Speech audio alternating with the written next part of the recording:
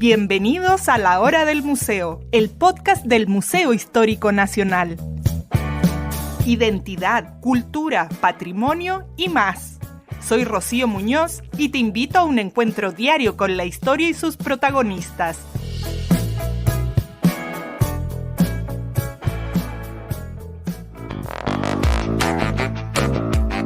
Hoy vamos a explorar la escena musical de Concepción durante una de sus épocas más vibrantes y transformadoras, la década que va desde 2010 hasta el 2019. En ese periodo, la ciudad vivió una renovación en su circuito musical marcada por la diversidad de estilos. Después del terremoto de febrero de 2010, una nueva generación de músicos, influenciados por la era digital y la globalización de los sonidos, tomó la rienda de la escena, dando paso a una variedad de géneros y estilos que se alejaban del legado de las bandas más conocidas como Los Tres o Los Bunkers. Vamos a conversar sobre esta transformación a través del libro Códigos que conocemos, los discos que cambiaron la música penquista, escrito por Marcelo Bustamante y Eduardo Gutiérrez. Este libro repasa los discos más importantes de esa década y cómo, a pesar de los desafíos económicos y sociales, la escena local logró consolidarse. Así que acompáñenos en este viaje sonoro por los últimos 10 años de la música penquista, donde la creatividad, la experimentación y el cambio de paradigma marcaron el ritmo de una ciudad que nunca ha dejado de sonar.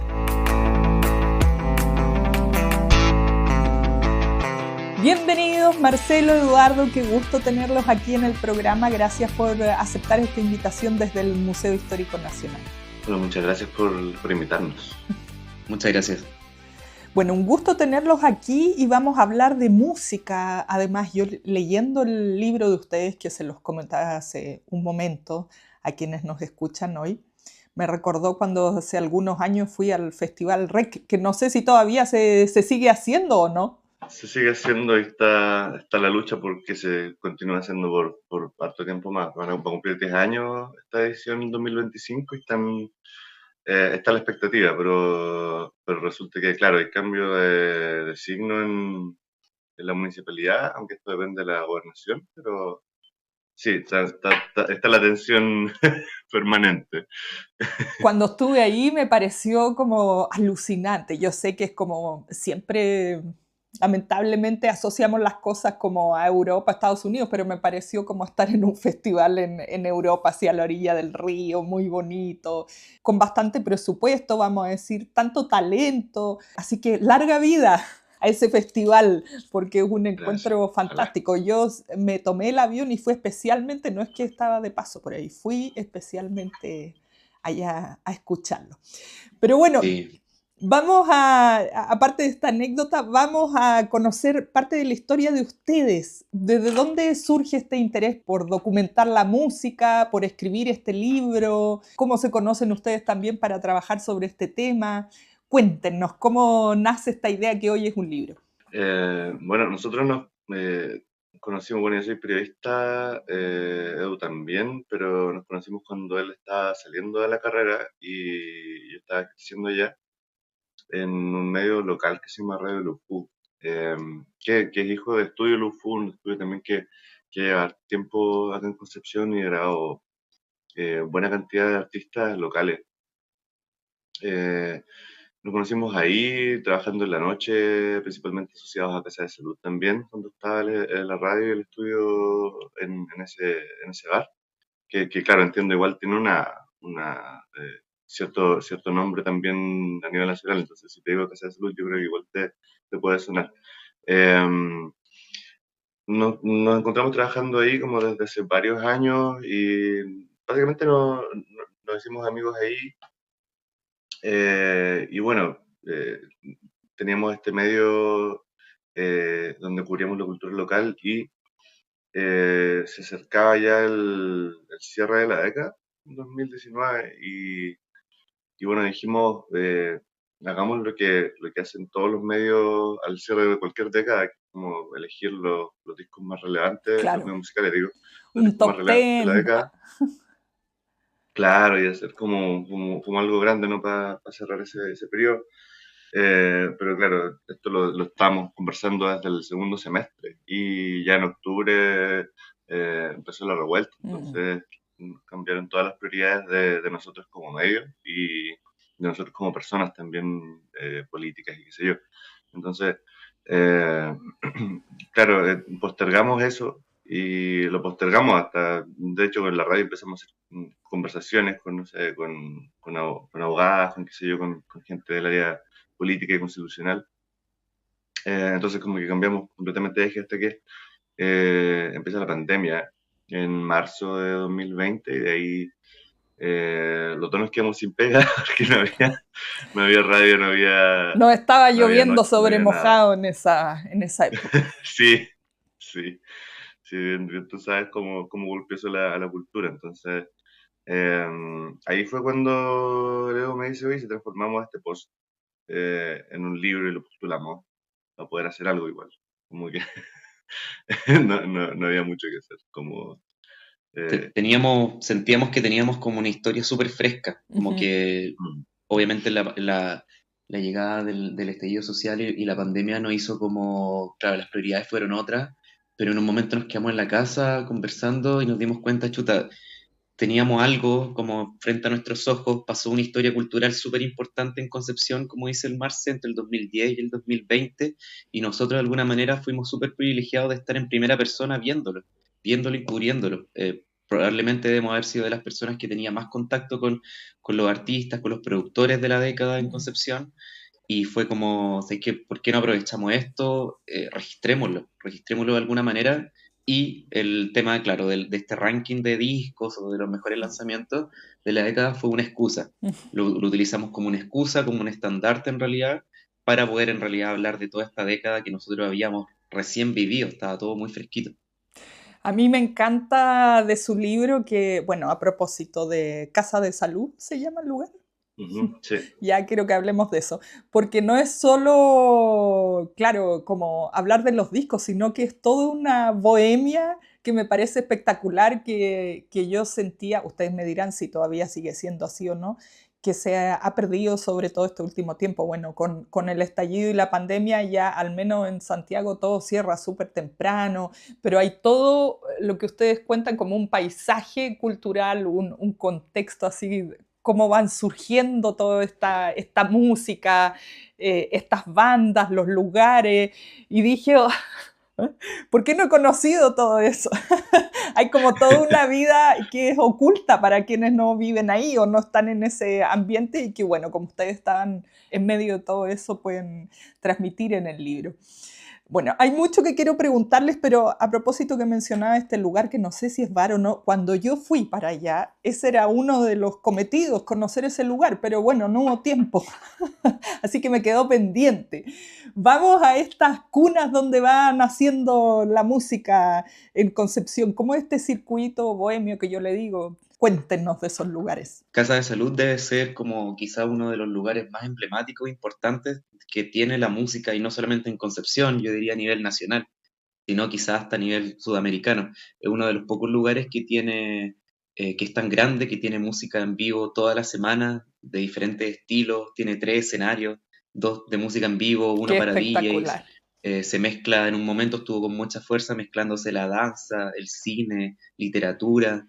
Es realmente un espacio, un bar cultural que es fundado por Germán, por Negro Pésimo, su nombre, su alias de DJ, y ya realmente un lugar mágico que existe muy poco, como que no hay muchos lugares así a nivel nacional. Marce todavía sigue trabajando ahí. sí, ¿Cómo está yo ahora? siempre a través de una agencia, claro, pero sí, es un lugar que, claro, como que uno lo normaliza un poco porque trabaja, no sé, yo del 2016 que llevo ligado a Casa de Salud.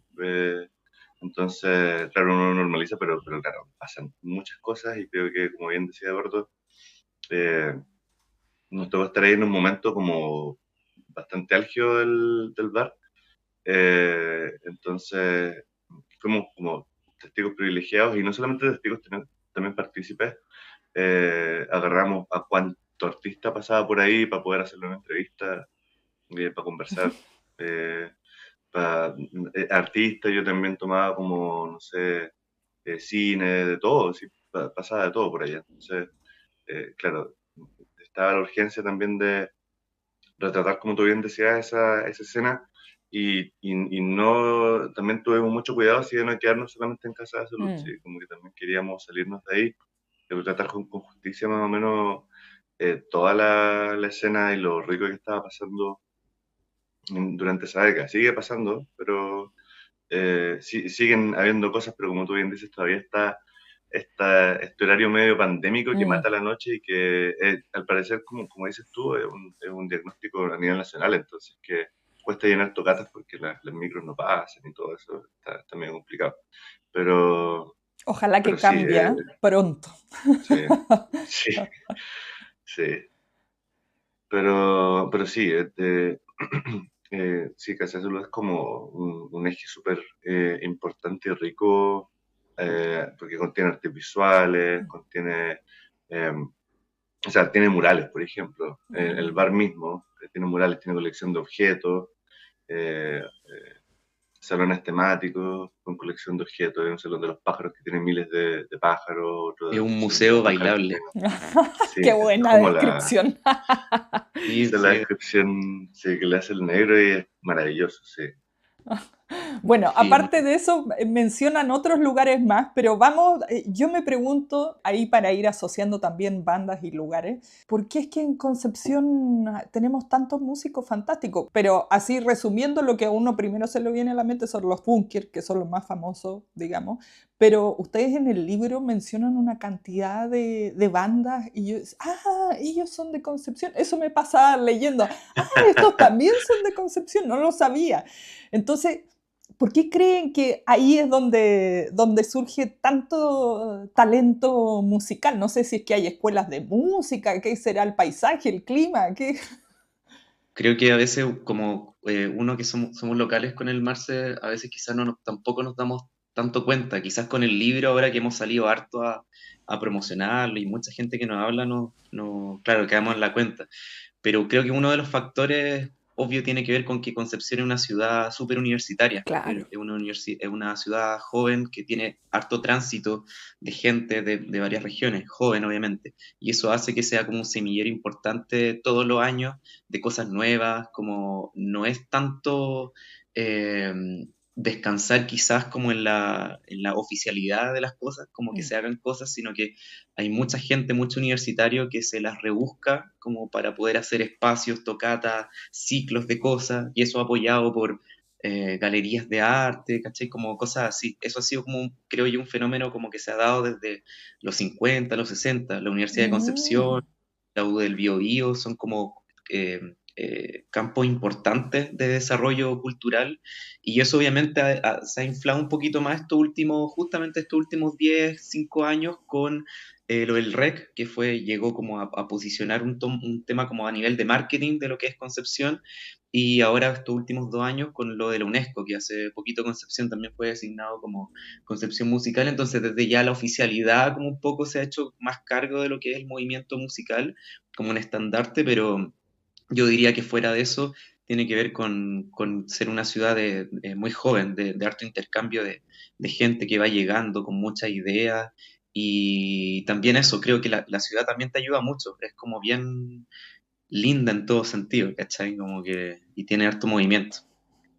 Las ideas ahí en ebullición y todo este intercambio. Me encanta que se mantenga joven, viva y con todo esto más rebelde de alguna manera. Claro, y porque tampoco hay tanto, o sea, me pongo igual como ejemplo, yo llegué cuando estabas en la U, como dice el Marce, y quería escribir de música y en Conce no habían medios de música o como que Ujú. cubriera una cultura como un poco más subterránea, que es la que a mí me interesaba. Y un poco Radio Lufú, como que nosotros un poco que inventábamos la pauta, como que no era una cosa que nos mandaban a tu entrevista a tal persona, era como que llegábamos en la semana y le decía, Marce, sé que hay una tocata, algo así, una exhibición de cine, puta, anda para allá, ¿cachai? Como ve si te interesa, publica. Entonces es justamente ese ánimo que como muy joven y al no pasar tantas cosas, como que uno se motiva para hacerlas. Y eso lo podéis como extrapolar a la música, a la literatura, ¿cachai? A muchas cosas ligadas al arte. ¿Por qué escogen contar la historia a partir del 2010? Básicamente porque, bueno, por nuestra edad, por restringirnos a lo que vivimos, y porque también es súper complicado. De hecho, eso da para otro libro que podemos tomarlo nosotros o cualquiera que esté escuchando también. Del 2000 al 2010 hay un vacío como de información súper importante, principalmente porque eso está alojado en Internet y claro, MySpace y un montón de plataformas eh, donde se alojaba esa información, por ejemplo, no existen. Quedan los registros de los diarios, qué sé yo, pero siento que la minucia y los datos así más, no sé, más ricos para nosotros estaban como en esas publicaciones diarias, porque incluso la memoria de los entrevistados y las entrevistadas como que se va, no sé, pues, endulzando por los años, Claro, entonces también como que la memoria es mentirosa un poquito en ese sentido, sí. entonces es necesario ir al recurso primario, a la fuente primaria, y eso ya incluso son las voces, pero también son las cosas que se publicaban, no sé, pues, en los MySpace de las bandas, los fotologs de las bandas, qué sé yo.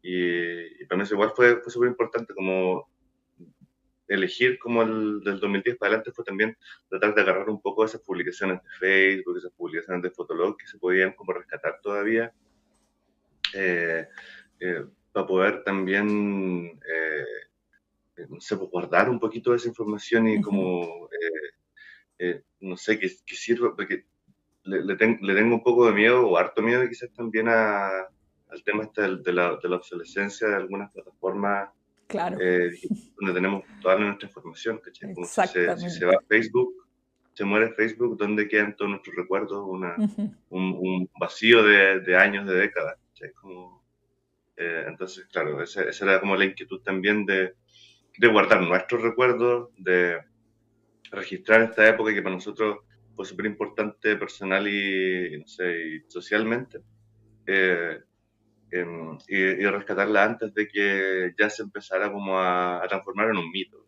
porque también queremos escapar del mito. El periodo que ustedes cuentan en el libro parte y termina con unos hitos, pero tremendos, que es terremoto, uno de los más fuertes que hayamos vivido en el planeta, en la historia, y termina con año de estallido social. Entonces, es tremenda década. Cuéntenos ahí como de este periodo así también que, por supuesto, yo creo que afecta a la producción artística, cultural, a los músicos. Totalmente, es heavy y obviamente no es algo que teníamos eh, claro, por así decirlo, considerado con el marzo. Fue una cosa como que dijimos, estábamos escribiendo en un momento y fue como, oye, ¿cachaste que como que partimos el libro con una tragedia hablando del terremoto, donde se formó toda una cosa, y cerramos el libro hablando de otra tragedia que desarmó todo eso? O sea, es impresionante y puntualmente Concepción también, y lo decimos en los capítulos finales o en la página final, como Concepción igual es una ciudad súper como azotada, ¿cachai? Sí. Como que constantemente tiene terremotos, ¿cachai? Está como cerca de la costa donde tiene como el tema de los maremotos. Y así un montón de otros como problemas sociales, ¿cachai? Entonces, Concepción es como una ciudad como que constantemente se tiene que ir rearmando en muchos puntos de vista. Y en el caso puntual de la música y la cultura había pasado lo mismo con el terremoto. O sea, pre-2010, que como decía el Marzo anteriormente, una investigación que no se ha hecho, también se empezó a formar algo. Hay una identidad, hay un movimiento pequeño que empezó como a florecer en mediados de los 2000, 2005, hay movimientos cuequeros, pero que todo eso de alguna manera no logró como explotar tanto porque llegó el terremoto y echó abajo muchos de esos lugares que Ujú. habían como en ebullición. Entonces también había algo. Y lo que se formó posterior al terremoto, que es lo que hablaba en el libro, fue justamente, claro, este movimiento de bandas nuevas, que de alguna manera permitió, a propósito también de tu pregunta, hizo que se atrevieran. Muchas bandas cuentan que como que con el terremoto vieron como en juego un poco la vida y como las posibilidades de hacer cosas, y fue como ya, sé que a mí me gusta la música, voy a lanzar mi disco debut, voy a armar una banda, y creo que en eso influyó bastante lo que es esta catástrofe inicial para armar todo lo que venía después. Y con la catástrofe de cierre, nada, como te digo, como que neutralizó o pausó toda esa cosa que venía de locales, que ahora que lo veo, claro, nosotros nos gusta cerrar el libro, nos encantó cerrar con la idea de la incertidumbre. Yo le decía, cerremos el libro, Marce, de cómo lo veíamos hasta marzo o abril del 2020, que en ese momento todo lo veíamos así negro, o sea, yo decía, no vamos a salir nunca de esto, o sea, era así Casa de Salud, justamente, que murió Casa Salud, y creo que nos gusta terminar con ese síntoma, porque ese era el síntoma real que nosotros sentíamos hasta el Sí. 2020. Hoy en día que han pasado ya van a ser 5 años, todo ha cambiado y logró rearmarse una cosa nueva, hoy en día Ujú. Concepción cambió, las bandas también cambiaron, pero es como, o sea, ya es otra historia. Pero nos gusta igual eso, como encapsularlo hasta ese momento trágico de incertidumbre. Total, total incertidumbre. Bueno, quiero que entremos a los protagonistas de esta historia, que son los músicos, las bandas. Cuéntenos, porque yo así el resumen muy a la pasada, que tenemos estas bandas icónicas que son las más conocidas, pero ahí en su libro ustedes cuentan que en el diario El País dicen que Concepción es como la cuna del pop de este lado del mundo. Entonces, háblenos, cuéntenos de todos estos artistas. A lo mejor habrá algunos que sí conocemos totalmente, habrán otros, les pasará a nuestras amigas y amigos que dirán, ah, no sabía que eran de Concepción. Sí, a ver, la elección igual fue, tratamos de que fuera lo más metodológico posible en el sentido de establecernos reglas, como discos que hubieran tenido cierta repercusión local y nacional e internacional, ¿por qué no? Discos que también fueran como característicos de un estilo propio de la región, de una microescena, digamos, y que también, bueno, fueran, por eso mismo, discos y artistas que nos permitieran hablar de toda la escena que iba atrás. Como decía Leo delante, esto igual fue una excusa para poder retratar toda la escena penquista, o agarrar lo más posible. Entonces, tratamos de meternos en esas reglas y ahí lo fuimos armando para poder explicar ciertas cosas que para nosotros era importante que quedara como en el registro, porque muchas veces uno se queda con los nombres más grandes nomás y desaparecen un poco, no sé, nombres más pequeños Claro. que no son conocidos, no sé, pues en el resto del país, pero Ujú. acá sí tienen un efecto, así como este efecto mariposa, es increíble de cómo se van interrelacionando las cosas. Entonces, claro, eh, fuimos eligiendo, así salió, por ejemplo, Claudio Melgarejo, que nos permitía hablar, no sé, pues tanto de la cumbre del folk como de otras experimentaciones como la chincanera, como Sete del Arcón, no sé, pues la Rea Trip, Dulce y Agraz, Niño Cohete, qué sé yo, que son los nombres más grandes, pero por ejemplo Cantareman, que no sé si es tan conocido como fuera de acá, pero es como eh, acá entonces como que todo el mundo lo refiere como un sonido muy penquista. Ujú. Y a nosotros nos gusta mucho y como que creo que fue el primero que elegimos, así como el Bajo la Rueda de Cantareman iba como sí o sí porque es como muy representativo de la década, mezclaba muchas cosas, muchos sonidos, entonces tenía que ir. Entonces, claro, así fue como el proceso de elección de los discos, sí. No sé si tienes algo que añadir, Edu. Y no, y bueno, también a propósito de tu pregunta, como claro, de que Concepción hasta los 2000 tiene, o sea, tenía y tiene obviamente como una imagen súper importante por estas megas bandas de los Tres, los Bunkers. Mm. Lo que pasó en esta década, claro, fue que hubieron varias bandas súper interesantes, evidentemente, como muy ricas en sonido y en propuesta y todo, pero claro, ninguna logra tener como así un alcance, y como obviamente estas megas bandas. Y justamente creo que uno de los artistas por ahí dice como, este es la generación un poco de los que no llegaron quizá a un nivel tan de exposición, por así Claro, decirlo, masivo. claro, tan vivo, pero sí es como la primera generación en que hay una escena propia, porque si te fijas, todas estas bandas de los Tres, los Búnker o de Salón, se van de Concepción, o sea, Claro. ellos, por ejemplo, nunca pueden hablar de una escena local o de un movimiento de algo de Concepción, o sea, no hay una cosa súper como individualista en esa apuesta de esas Totalmente. generaciones. Y en este caso, sí se logra esa como hay una coalición de cosas, de sellos, de movimientos, de productores, ingenieros que graban los mismos discos, o sea, entonces creo que se da una cosa comunitaria que no se veía desde hace mucho tiempo en Concepción. Y también bandas como Dulce de Gras o Niño Cohete, que son como que quizá el estandarte de esta generación, a pesar de que igual se vienen en algún momento a Santiago, siguen teniendo esta cosa muy enraizada en Concepción. De hecho, hace poco Dulce de Gras, que se fue a México, sigue trabajando con una directora de Concepción, entonces como que siguen teniendo esas cosas súper de conexión, que probablemente estas mega bandas como que no las tuvieron tanto. Marcelo. Igual, sí, claro, cuando dice un individualista no es por castigar a las bandas, sino que también es porque, la, eh, a ver, el Internet permitió en la generación del 2010, la masificación del Internet permitió que se pudiera hacer carrera y se pudiera hacer como el flujo de información a Santiago era más fluido, justamente. No era el caso antes, donde había que estar presencialmente, entonces claro, es individualista, pero es como un poco desde la necesidad porque quería hacer una carrera. O sea, igual es jugársela, ¿cachai? Como los Bunkers se fueron como para grabar el primer disco allá y lo grabaron con Mauricio Melo de Música Clandestina de los Santos Dumont, pero claro, lo grabaron ahí en Santiago. Entonces, como es un poco una necesidad de ir a donde pasan las cosas, es un síntoma del centralismo, no es puro ego de los artistas, es puro centralismo y luchar con el centralismo para poder lograr lo que quería hacer. Igual fue una apuesta, ¿cachai? Siempre es una apuesta irse a Santiago porque pues, le pudo haber salido bien como los Bunkers, pero también pudo haber salido mal, por ejemplo, ¿cachai? Entonces, también habla de la condición de la década en realidad Sí.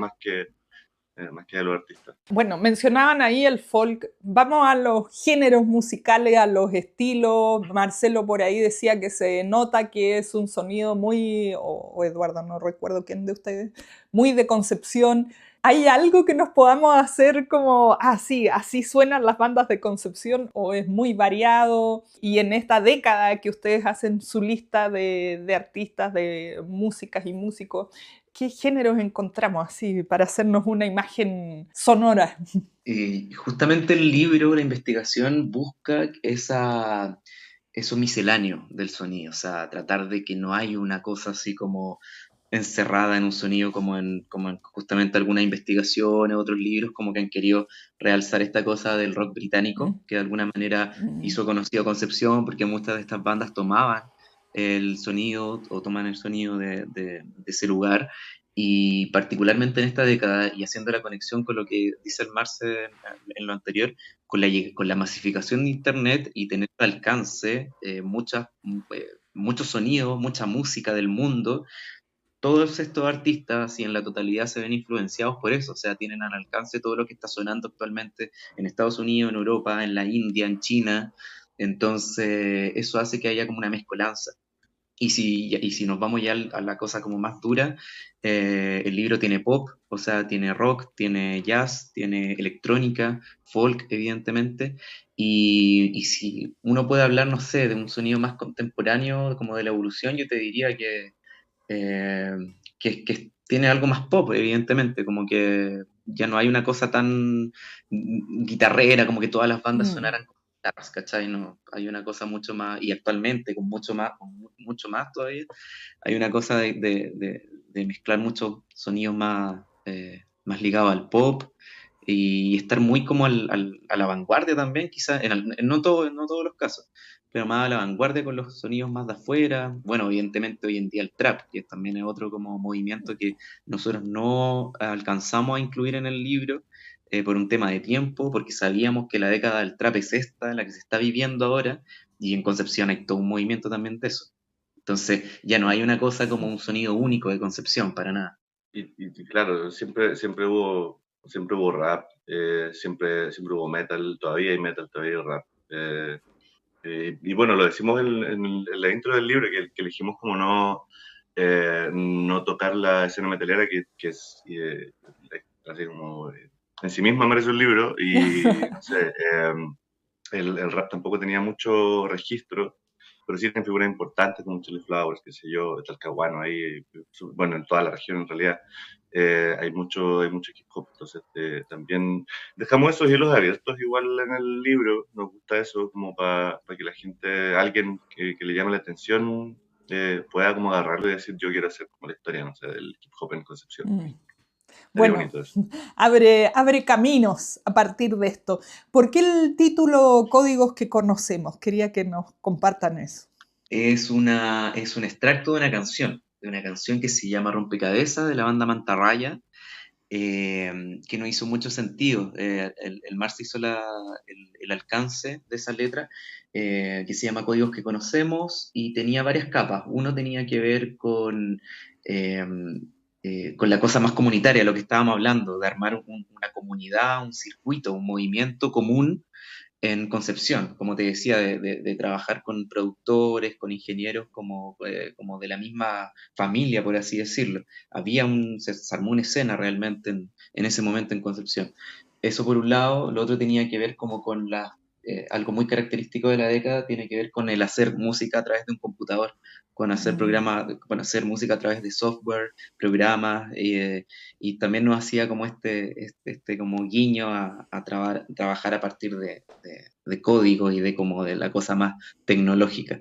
Básicamente también, respecto a lo que tú decías, también es un código generacional Claro. del código de Internet, por ejemplo, de las influencias. O sea, se repite mucho que las influencias de las y los artistas vienen de afuera, ya no tanto como ni siquiera de Chile, sino que, como decía el Edu, de cualquier lado del mundo. Entonces, es la generación un poco del Internet, que creció escuchando música del Internet sin barreras, sin esto de las tribus urbanas, sin pertenecer como a un género en particular, por ejemplo, que se daba mucho antes, la década anterior. Entonces, es otra forma de relacionarse con la música y relacionarse socialmente con la música. Entonces, cambia eso y también está esa capa de código generacional, ¿no? Nos queda muy poquito tiempo para cerrar. Les quería preguntar, porque la bajada del libro son los discos que cambiaron la música penquista.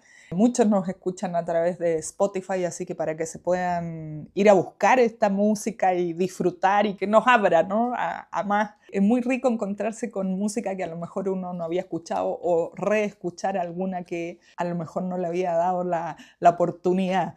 Entonces, cuéntenos un poco de estos discos que cambiaron la música. Como habíamos comentado, son discos súper Mm, misceláneos, ujú, artistas súper misceláneos, todos distintos entre sí, pero que también tienen similitud a partir de que son del mismo origen. ujú. Y nada, hay gente como Claudio Melgarejo, más ligado al folk, pero también con cosas de pop. Cantareman, muy recomendado, es uno de los artistas probablemente más interesantes de la década, muy ligado también al folk. Y ha ido transitando también su música, también el Bajo la Rueda, un disco muy recomendable, muy lindo. Niño Cohete, sin duda, probablemente una de las bandas más conocidas a nivel Ujú, nacional, sí. con sonido y que hace poquito ya están volviendo.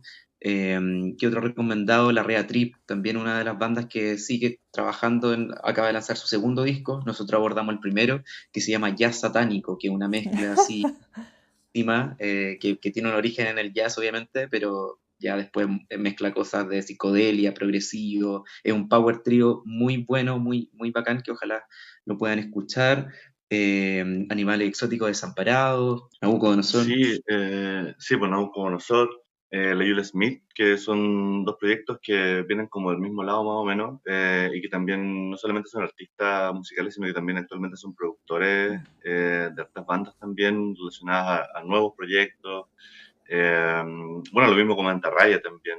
El Pornografía creo que también fue un disco que a mí personalmente me marcó mucho eh, como en la época. Sí, me voló a la cabeza que se estuvieran haciendo cosas así en Concepción.